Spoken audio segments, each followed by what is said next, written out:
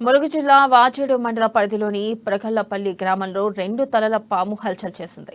స్థానికుల సమాచారం మేరకు స్నేక్ క్యాచర్ బార్కో గ్రామానికి చేరుకుని పామును బంధించి వెంకటాపురం ఫారెస్ట్ అధికారులకు అప్పగించారు. ఫారెస్ట్ రేంజ్ ఆఫీసర్ చంద్రమౌళి ఆధ్వర్యంలో ఆ 2 తలల పాముని అడవి ప్రాంతంలో వదిలిపెట్టారు. పామును బంధించి అటవీశాఖ అధికారులకు అప్పగించిన బార్కోను ఫారెస్ట్ అధికారులు అభినందించారు.